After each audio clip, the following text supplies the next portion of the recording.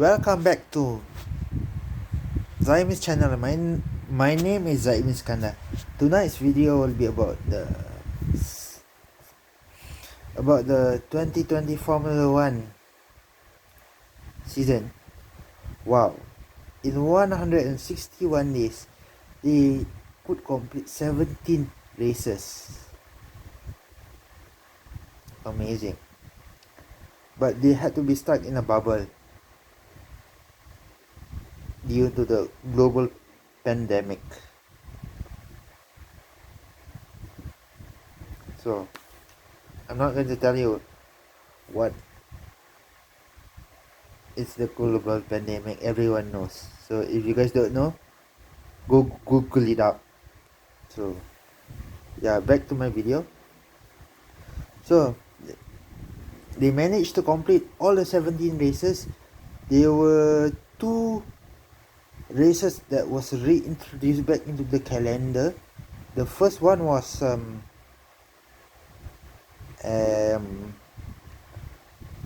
Turkish Grand Prix, and the second one was the Grand Prix that was held 14 years ago, that was named the San Marino Grand Prix around Imola. So Imola and Istanbul Park was reintroduced. The Nürburgring was not reintroduced, was replaced for one of the Grand Prix. I think that was for the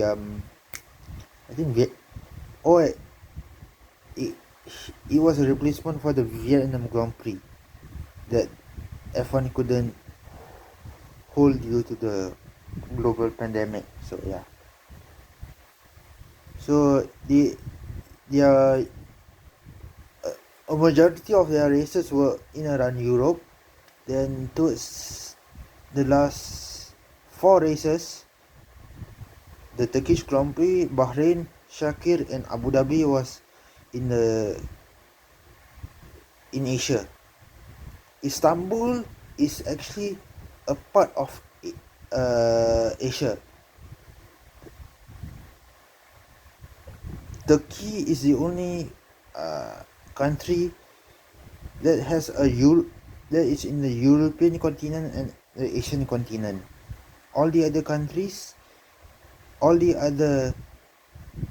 I'm not sure whether all the other Muslim countries, I'm not sure whether they are inside the Asian or the Asian continent or the European, inside both of the continents.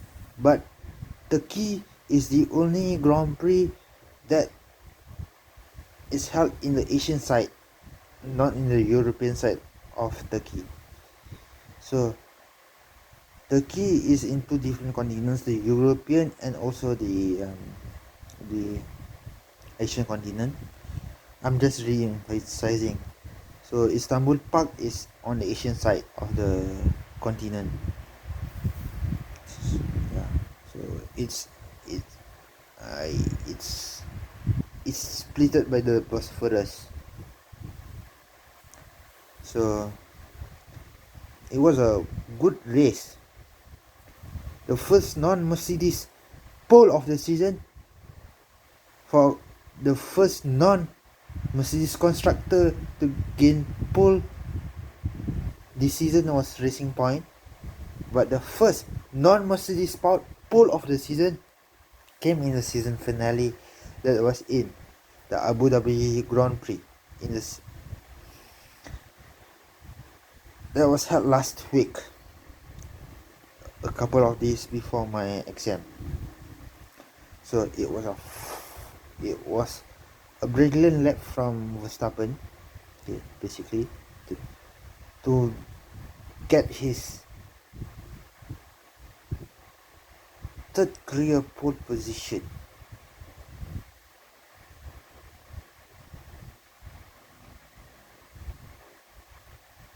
That is how dominant the Mercedes team is. Each of those drivers at least gets around a total of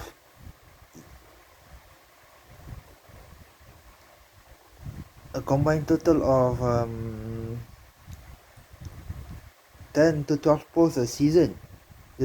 Both of the Mercedes drivers combined total. So yeah, 12 pole positions a season. That is crazy. That team is super dominant. So yeah. So the first non Mercedes the first non Mercedes pole was in Turkey. The first non-Mercedes pole was in the season finale. I'm just re-emphasizing it.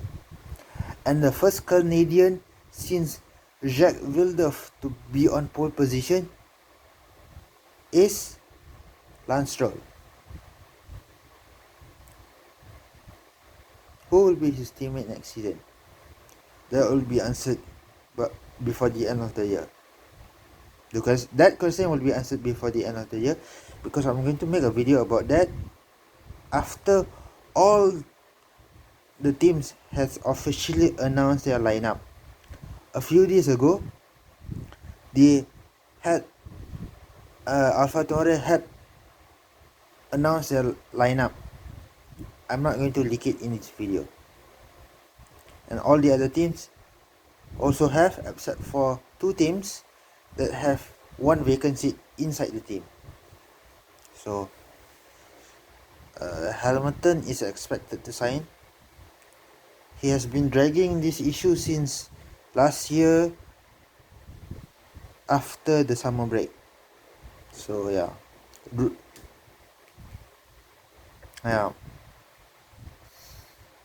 So Albon's position in Red Bull is up in the air, because Red Bull is considering either Hülkenberg or Perez. I have a feeling it will be Perez, because Perez brings a lot of sponsors from Mexico. They might need the money from the sponsors, not from Perez. So yeah. So between the German and the Mexican driver for the Red Bull seat. But I really want Hülkenberg to get that seat, because I want to see him be on the podium, because he is the only driver that I have known to have a pole position but not to be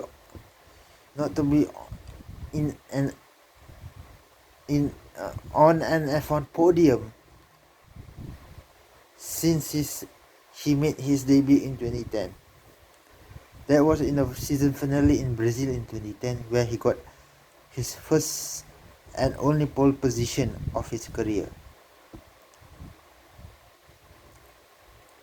So in a Williams. Wow, that's 10 years ago, a decade ago.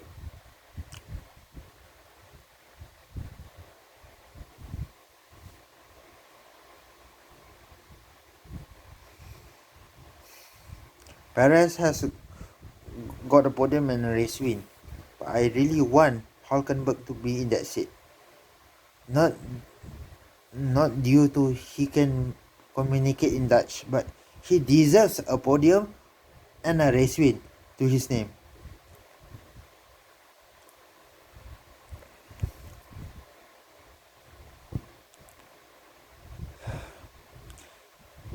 Ten years ago, he was actually labeled. He and Vettel was labeled the future world champion, a future F1 world champion. Sadly, Vettel became a world champion, a quadruple world champion, and the youngest ever quadruple world champion in the history of the sport, and also the youngest ever race winner, the youngest ever pole sitter, until his youngest ever race winner record got destroyed in the Spanish Grand Prix. by someone at the age of 18 years and 228 years old, who actually led both of the Ferraris to the podium. And it was his debut weekend for the Australian outfit, and he was under a whole lot of pressure from a Ferrari world champion, and he is the only post Schumacher era Ferrari world champion, and he won his championship around 13 years ago. And he used to drive he used to race with McLaren and Lotus Renault.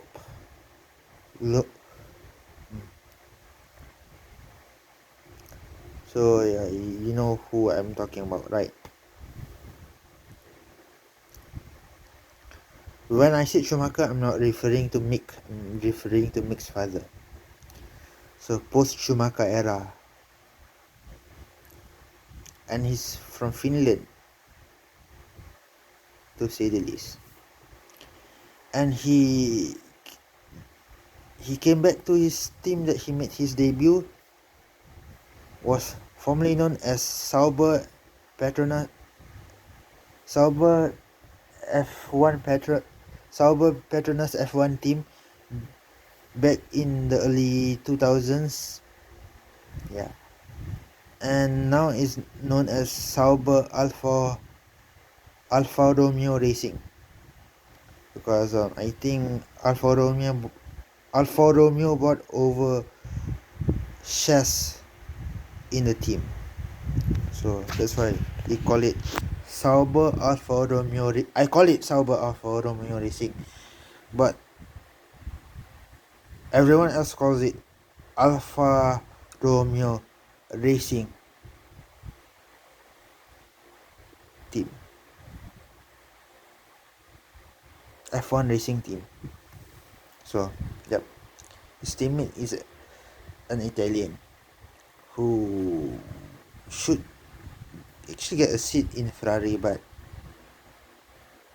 he has not gotten a seat in Ferrari yet. So yeah, wow, it was an amazing season, and he also got nominated for his Portuguese Grand Prix start in Portimao Grand Prix. Yeah, basically it's a Portuguese Grand Prix. He gained 10 places from where he started. He was in the top 5 before he got eaten up by the pack. Hopefully he can win that award.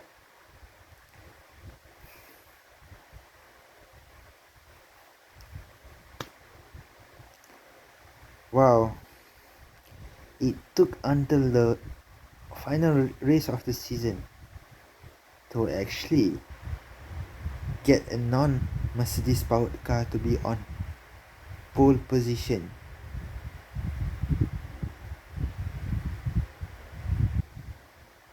It's either Bottas or Hamilton that is on pole, excluding the Turkish Grand Prix.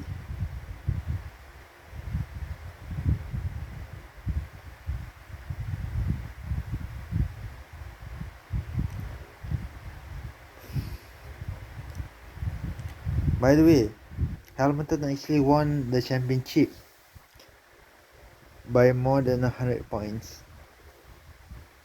and that is his biggest championship winning margin of his F1 career.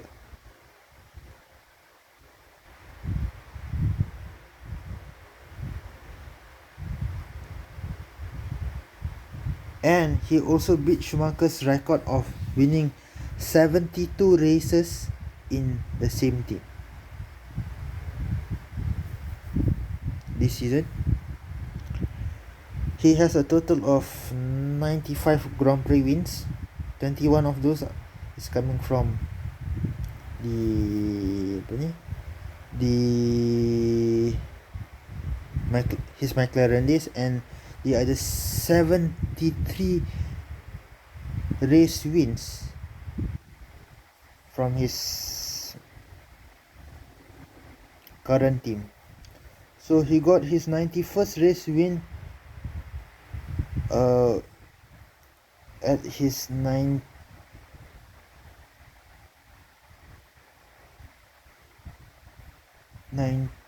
minus 21 is 70.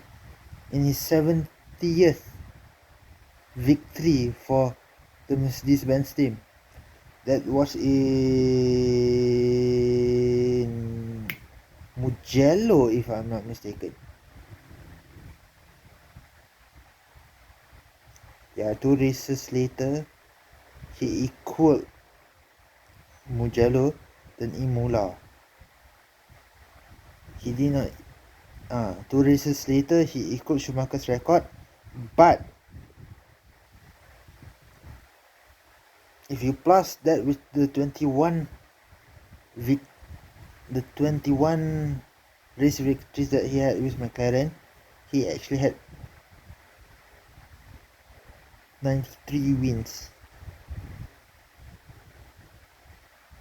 So yeah, 93 wins. When he won his 72nd race from the Mercedes-Benz team, he was actually on his 90th victory. His 94th victory came in his 95th victory actually came in the Bahrain Grand Prix. His 94th victory actually came in the Turkish Grand Prix, and that was his 73rd victory for the Silver Arrows. So at 72 races, he already had a total of 92 victories. At 70 race wins for the Silver Arrows, he had 91 victories. Man, he's super dominant. Wow, he has beaten all that record. I think one of the records that he would not have a chance to beat is his fastest lap record, because he's around 20 fastest lap, 25 fastest lap behind Schumacher. All the other records that was set by Schumacher or Senna, he has beaten or equaled them, but not the 77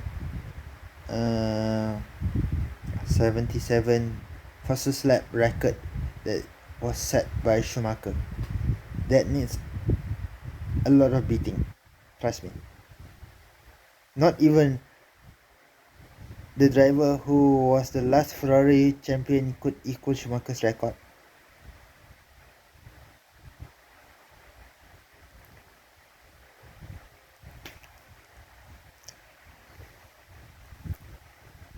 So he has another 5 wins to 100 victories, and he also has another 2 pole positions to make it 100 pole positions. I have a feeling that number of pole positions total will be done in the first 3 races of next year, and in the first 5 to 7 races of next year he will get his 100 victories, and that will be a record in F1.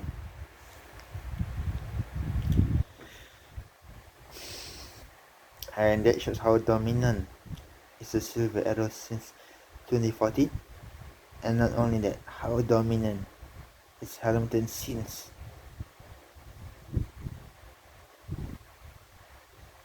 Rosberg left.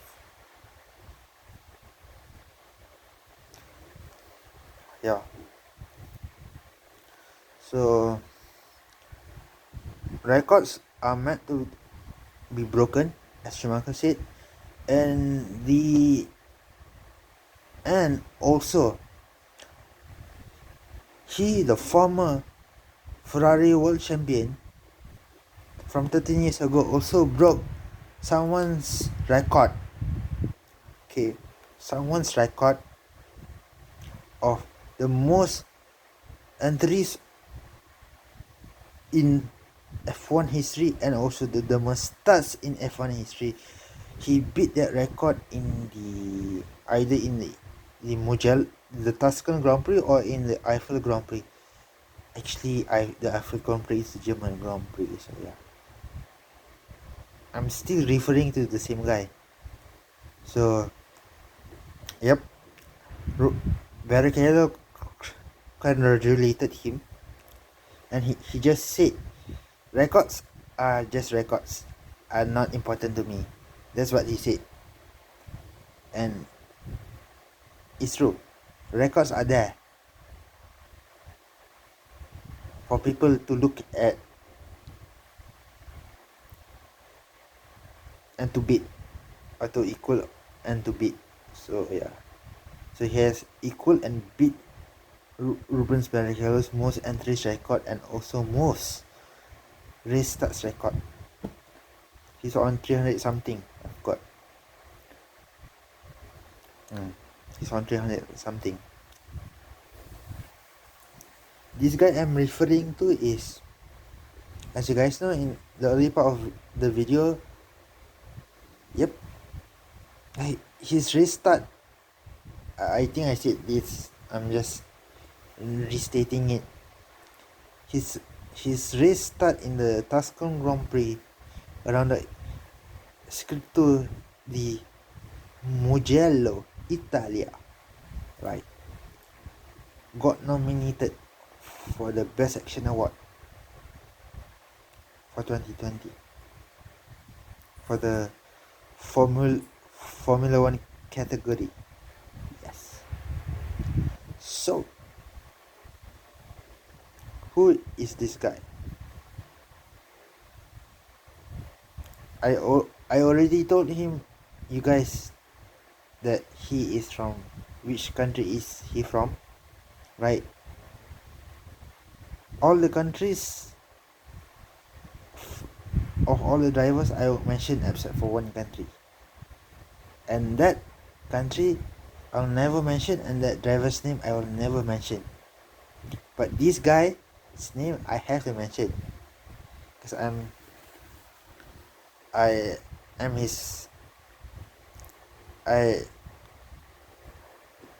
I'm actually his fan. Yeah. Even though I'm a Ferrari fan and also an F1 fan, but I'm everywhere he go, any team that he races with, I will watch. Let's say WRC, I will watch WRC. But if NASCAR, I won't watch. If all the FIA standard championships, I watch. If he goes into NASCAR, is not his type of thing. So, and his name is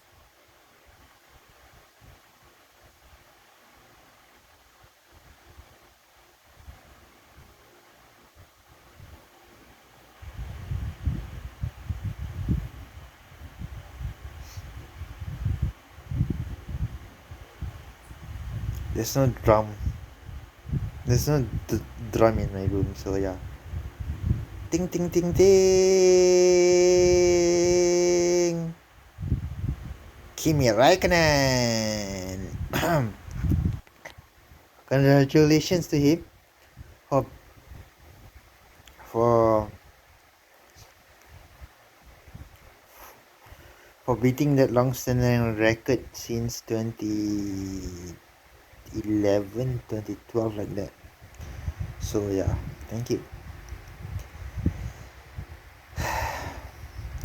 it would have been mm, it would have been more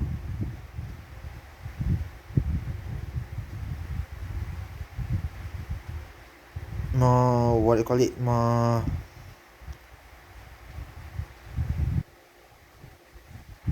interesting if it he would have done it in a Mercedes, Red Bull, or in a Mercedes, Red Bull, a McLaren, or Ferrari. But sadly, yeah, Ferrari wanted Leclerc for the 2019 season, so so he he did not get to set the record driving for the top teams, the top four teams, basically.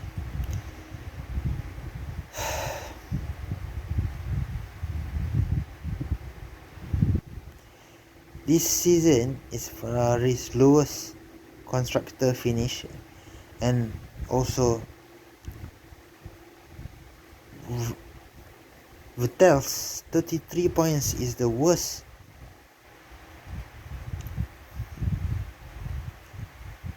cumulative point collected for a Ferrari driver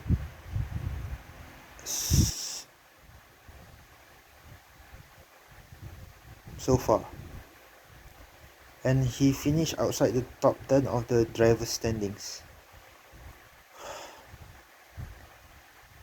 His season in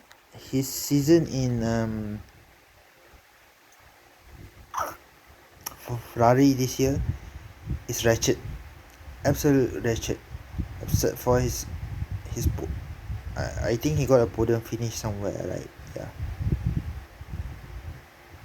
It was in the Turkish Grand Prix, but due to his teammates' mistake. If not, we will not see him on the podium before he leaves Ferrari. That's what happened to Raikkonen. He got podiums for Ferrari in his second stint, but he did not win. I got my wish when he won in the US Grand Prix in 2018. I wanted to see him at least win a race before he left for Alfa Romeo in 2019, and he won it. And I was really ecstatic. I have that video on my channel. So, yeah. That's all for tonight, and we shall wait for